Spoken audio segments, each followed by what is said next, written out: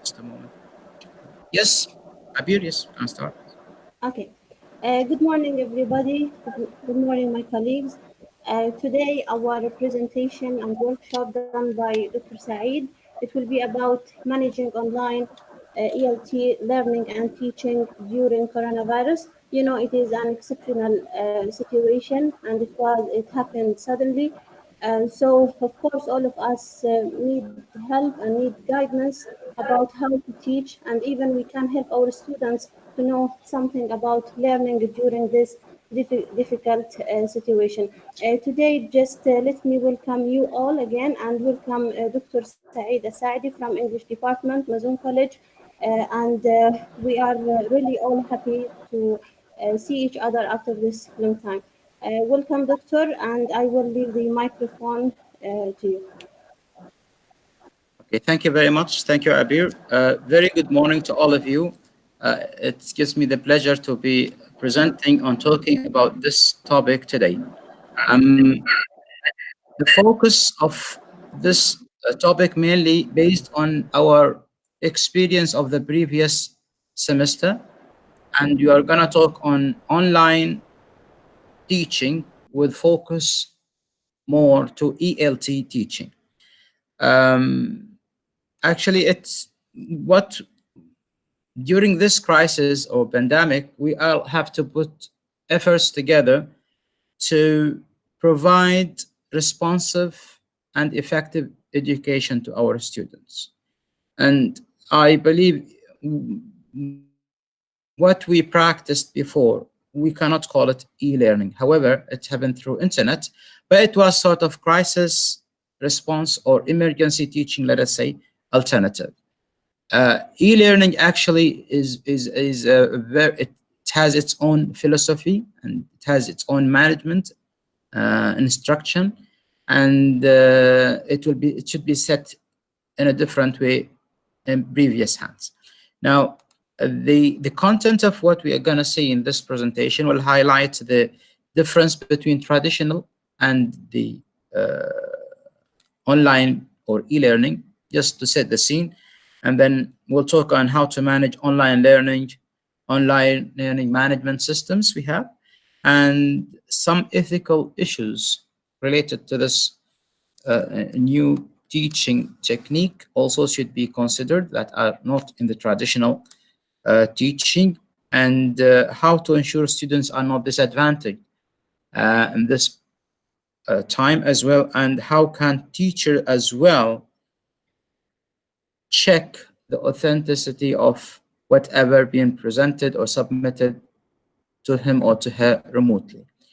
Now, simply the difference between traditional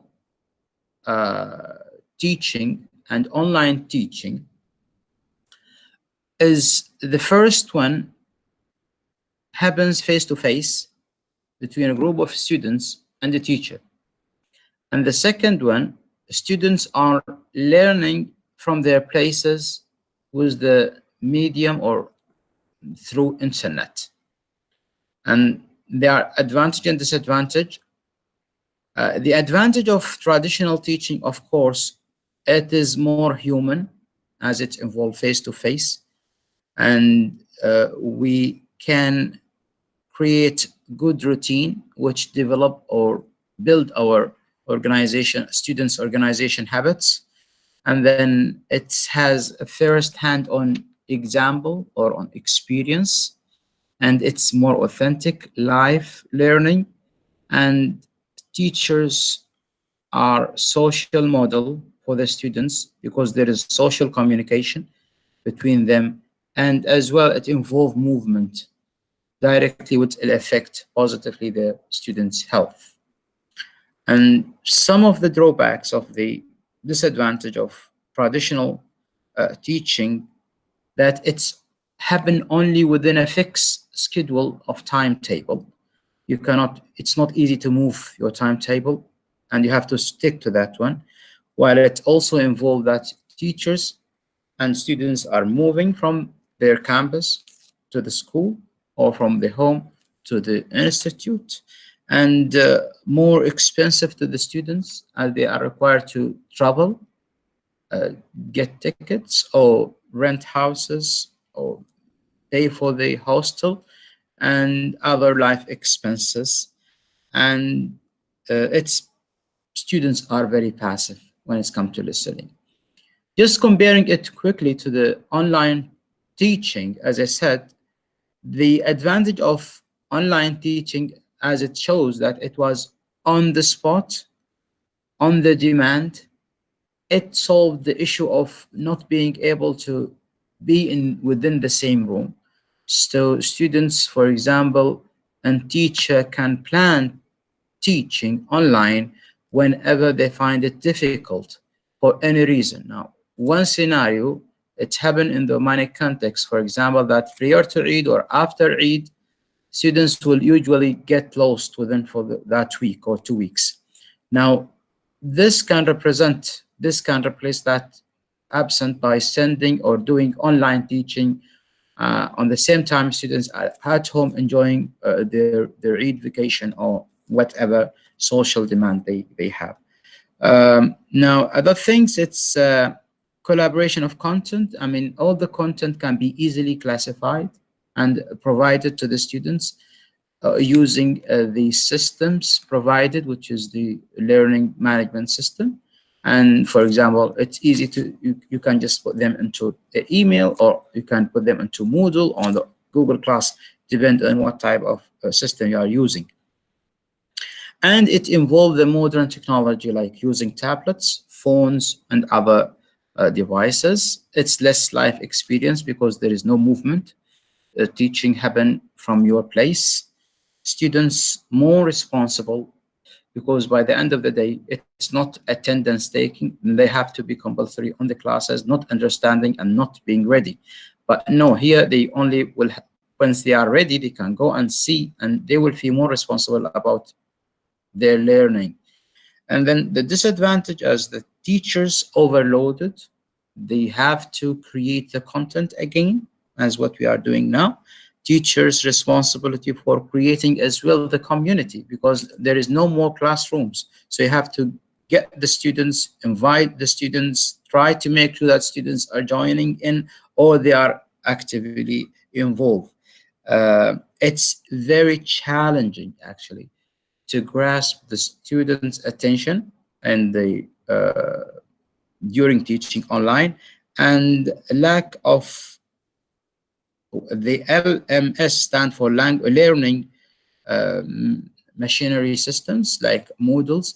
There is lack of training for the staff on this one, and the most appearing problem is the cheating, the one we suffered from during the exams, and we can provide solution for this one by the end of this presentation.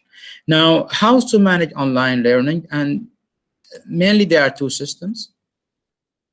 Whether we are together with the students, we're happening, teaching and actually happening on the same time, and students are actively involved, or it is the feedback is provided or the instruction is provided by the teachers to the students, and the students can access it at any time. The first one, for example, we can have it as like online classes. The second one, any video or any media sent to the students online to clarify any topic. Now, the OLM, which is the learning management system, the online learning management systems, these are the systems that control, present to the teacher the objective, control teaching, as well as assessment. And we have mainly two types there. We have institute-based OLM, which is being purchased, and it's based on the institute requirement.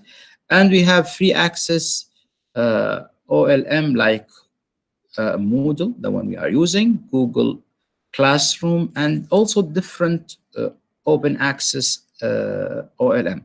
They are very smart systems, platforms, and they can provide different facilities. You can update them and you can enhance them with the different software that can ease or soften the teaching process. Now, mobile learning strategies as well. So in mobile here, it's not only using the device or the computer itself. Students can easily integrate with the mobile smartphones or iPads or laptops or tabs. And most of the time, based on the recent, researches, most of the time students or human being now are more attached to the device than to a human being. So this is one way of activating this huge time with the device, is also to at their convenient time to communicate and to track on their teaching process. Now, this actually has presented different ethical concerns, and the one we have noticed, and speaking especially in ELT, doing presentation online, for example, or giving or writing a authentic piece of essay, there are so many ethical issues raised during that time were concerned with the privacy and data protection. And recent research on this regard shows that equality, diversity, and privacy and learners' freedoms are the most ethical concern that should be addressed. Now, during our own experience, that we noticed that we have sharing personal data via internet issues. Now, this data should be kept secret by the teacher as well as the students when it comes to personal data. The other things, which is the video conferencing, and we have many students refusing to present video, their own video, and accepting to do audio, and this is actually, it's their freedom to do so, and you have to encourage them. And if they are very young, we have to get their parents' agreement. Otherwise, they have to do it based on convincing and willing as well. We cannot, force them to present their videos while, and if in case these videos are being presented to the teachers, they should be protected, and only should used be only by the students himself or herself, or the teacher himself or herself as well. And the video concerning the students, the background of these videos they should be just checked, but not to include anything that reflect their personal life, or even the teacher personal life as well. Now, there are a set of main ethical concerns or issues that teachers have to put in mind while teaching online. And as you can see them, the use of copyright protected materials, and mainly it's very heavy. The teachers are using now internet-based or directly searching to the Google and send to the students. It is a text or a video or an image. All the copyright issues should be protected, and we should all know how to reference, document, or cite these materials. In addition to that, protecting learners' privacy, as I was explaining, it's a very important concern as well, and as well the teacher privacy in the same time, helping individuals with disabilities in getting access to the online learning opportunities. And we have students who got some sort of challenges when it's come to hearing or seeing or mental challenges. And there's always potential for better software available in the market, or free access one, open one, whereby students can easily integrate with these software, and at the same time, other normal students wouldn't need these software.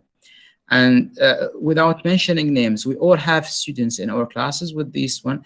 I think with online teaching, we can provide them with more chance to practice, to rehearse, and it will be more individualized. Uh, Also providing equal access to diverse groups.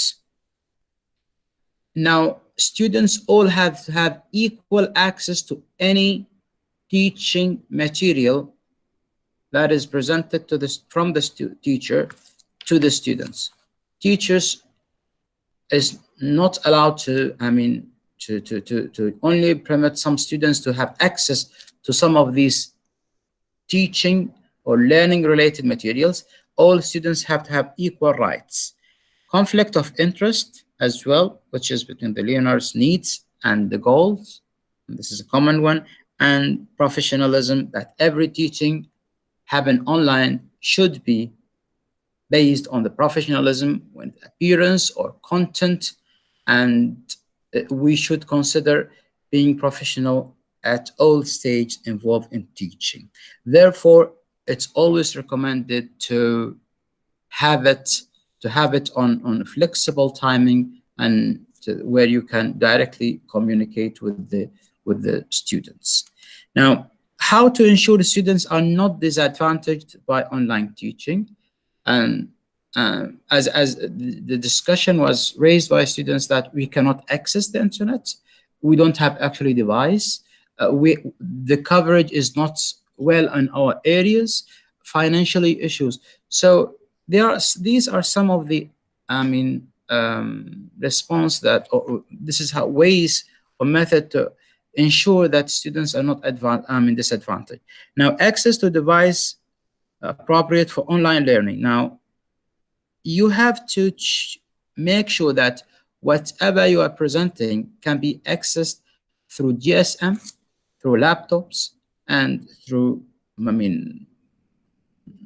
iPads, all different access. Now, for example, and you have to responsive. For example, if it is Microsoft in 2013 or 10 or 6, wouldn't have the same features as it is in 2016. Now, teachers should be responsive to this demand and should therefore alter his or her instruction. Internet speed or access, they should be double check that it's within the accepted range, and students can move. You can provide them with alternatives. College as well can provide them with alternative. Mazun College through that time really tried its best to achieve this, and they did quite good.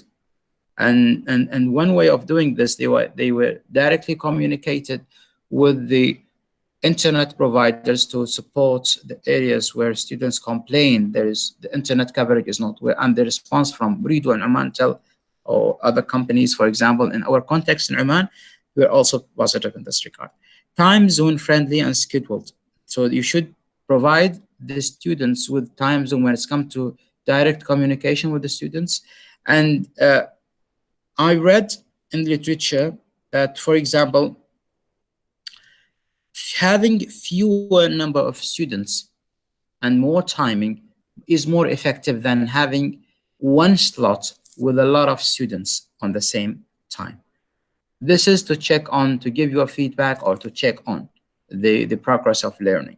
Okay, when you will have. So it's always recommended in this regard as a pedagogy that you can have more than session where you divide the students so they can provide them with more individual instruction if you need to give feedback. If you're just teaching and you are sending it this as a video record, then that will be not the case.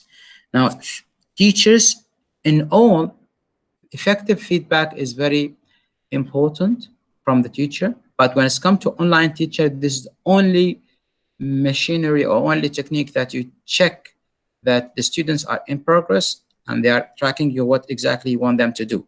So teachers should provide very effective feedback, and not only effective, it's effective feedback and a clear, detailed instruction of any assignment. Opportunity for independent learning, as I said, fewer number of students where you can provide independent instruction, and meaningful screen time and conferencing. So you should involve your students while they are in the conferencing procedures to be interactive, ask them questions, drill their attention, and try to also look at them on the screen to check that they are online with you. Now, this is very important part of the difficulties we found throughout the assessment time, how to check that the students are providing us with authentic assignments. And there are different techniques. I'll present some of them based on literature. We can use more formative assessment that to design to get their students, own feedback, and to involve students into group work. Collaborative working here and online is more meaningful, because then students are, learning in two dimensions, from the teacher himself as well from the team. Have very clear policy on how to submit, and usually you should write an assessment or a report on blah blah blah and submit it by blah blah. No, that's not enough as an instruction from the students, from the teacher to the students. The instruction should be clear on what type of document you need, how it will be delivered. Is it through email or through attachment? Exactly what to be included in the subject title of that content, how it is, the length of it, the clarity, or any single detailed description that will make the life of students easy and that will guide them to conduct this assignment. Create more assignments that are, as I said, collaborative. Will help easily for you to identify that this work is being done authentically by the students themselves. Create questions that require students to drill the answer from their own experience, giving their own perceptions, giving their own feedback of a process. An interesting example we have, for example, in English 60, we would ask the students to write the purpose, methodology, method of their own research. Every students or every group of students will have their own research, so then the answers wouldn't be similar and they wouldn't go and check on the answer from the internet.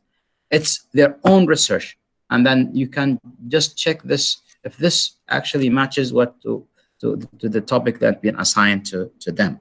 Use plagiarism checkers and use them to motivate students to check it before the final submission. I don't agree with the fact that students can only use it, or teachers can only use this plagiarism checker to evaluate the students. No, software like Turnitin and other software are educational.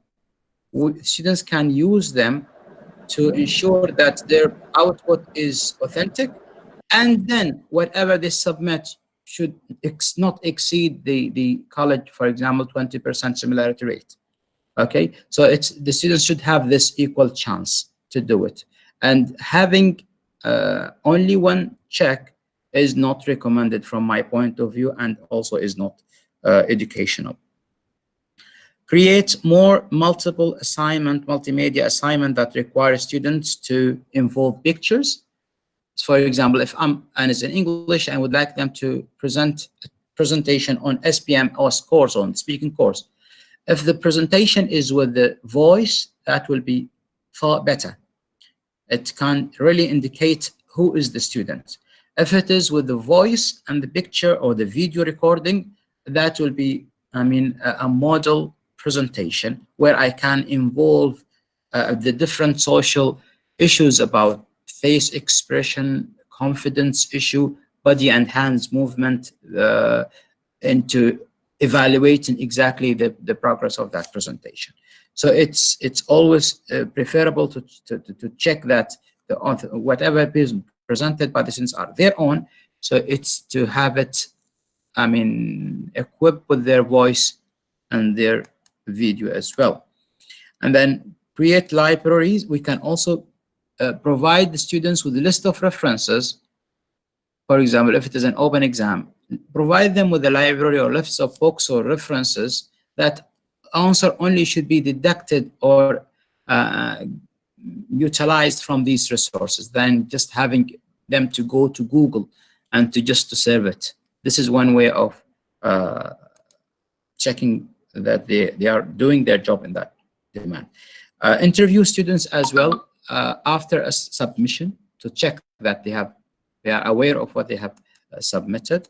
In addition to that, for schools using LMS, which is, as I said, online learning management systems, check login times, how many times the students logged in, the collaboration data, the submission time, check their active involvement within the system. And the system can provide you with a detailed description, exactly time and date, and when last time he was involved in, for example, in Moodle. And this is also, it shows that the students is keeping track or not keeping track with the learning.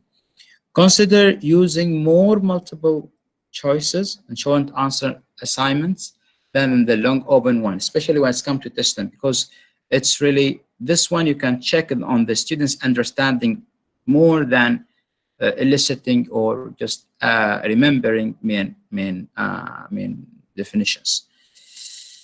I think I thank you for listening. I think we have covered some of the ethical or pedagogy that really we encountered during the previous semester. Thank you for listening. I wish we are really have a very effective and fruitful education in the coming summer. Thank you to all, and please welcome back to join us in this webinar.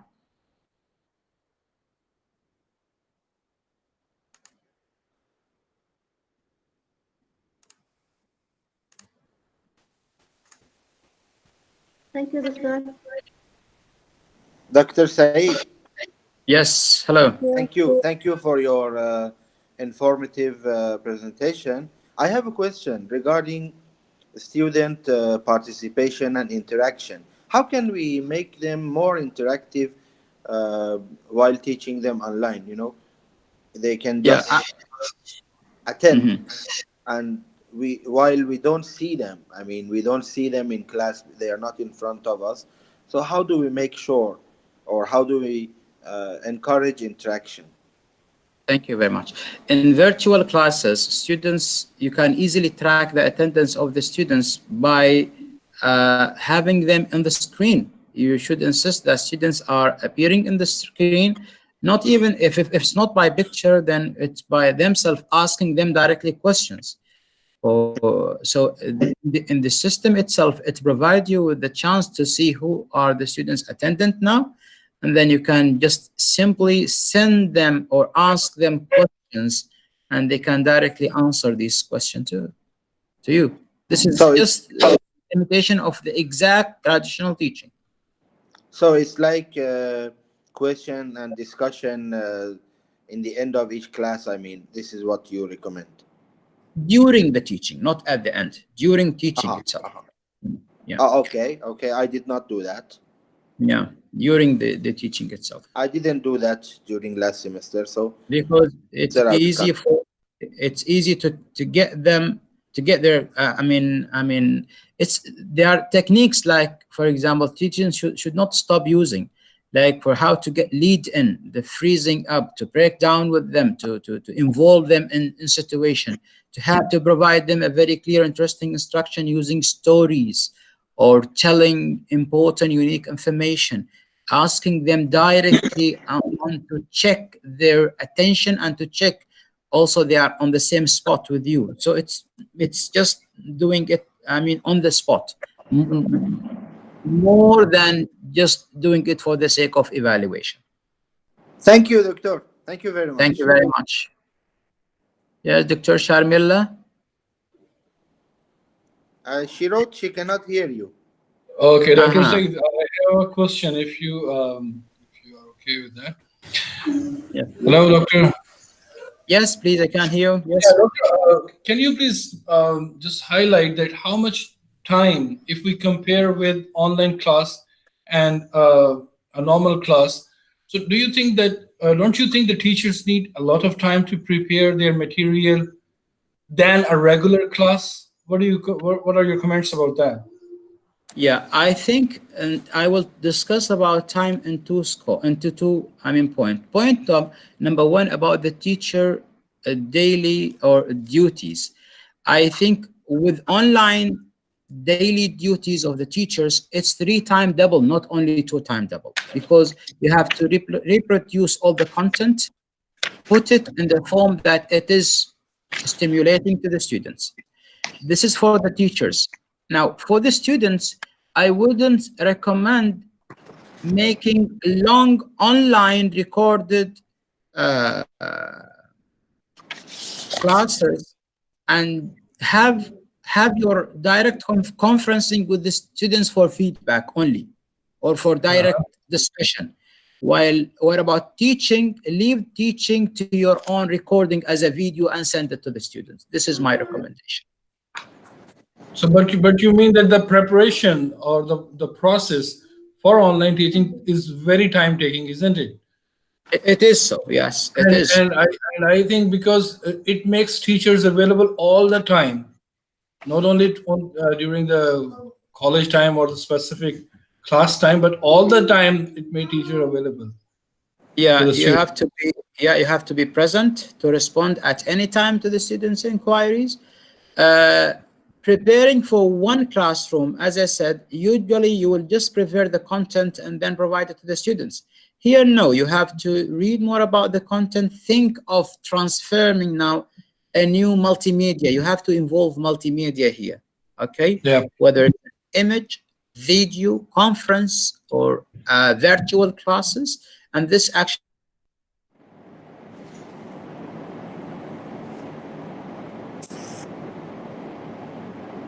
will Your take time voice. planning. Yeah. Okay, sir. Producing also it take time. Yes. Thank you very much, doctor. Thank you. Thank you very much. Any question from other members? Dr. Saeed, Yes. Doctor, I think also that even students need such a workshop or something about guidelines and main points, how to use and how to get the benefits from Yeah. online learning. Mhm. Because Yes. especially our students, I think they We don't have, have we enough have. information about Yeah, online learning. yeah. They can register and they can submit 2 weeks after I the think Vijay, and then they Darius forgets finally. the mic on. Okay, Yes, I do agree with you, Mr. Abir, that students Oh, also sorry. need to be trained and to be given instruction on how to effectively be involved online yes, with other techniques, and what are also the ethical issues concerned with this online teaching, and how to manage effectively utilize the time with your teacher and with your partners as well. yes. I do strongly recommend this workshop to be done to the students. Thank you for this point. Yes. Doctor, I wanted to ask something. Yes, please do. This is regarding what Mr. Darius said. So actually, there is no other way of getting an attendance record of the students in online class other than asking them to identify themselves individually during the class. Okay, no, there is actually. All students are linked to the class, especially in Moodle, through their users. So whenever students enter a class, you will have a message pop up to you indicating that this number with this students with this number has joined the classroom. And by the end, you can easily get this list from Moodle itself. So it's very systematic. Yeah, Moodle can simply do it for you in this regard. But it's not matter, as I said, it's only to be present, is how to activate their present during Okay. the classroom. Yeah. Thank you. Other questions? It is very interesting to hear your comments on this regard. Thank you very much. Other questions?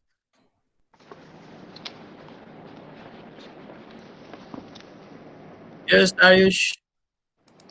No, nothing. Just sorry, I forgot to switch off the microphone. I received the call. It's okay. We heard you.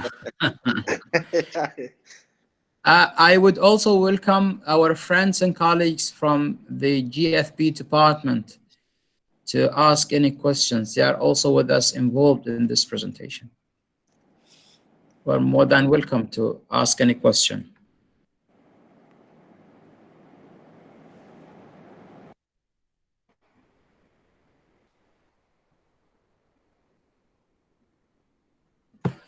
Thank you very much, Doc. Okay, so thank you very much. Thanks for giving your time, and I wish that this presentation was useful to all. It was my pleasure Doctor. being with you, and see you hopefully soon. Okay, stay home and be safe. Thank you so much, Doctor, for the wonderful Likewise, presentation. Doctor. Stay home, stay safe. Thank you, thank you, thank you, thank you. Thank you, Dr. Saeed. Thank Thanks, you. bye, bye, thank you. Bye. Thank you. Have a Bye-bye. nice. Bye-bye.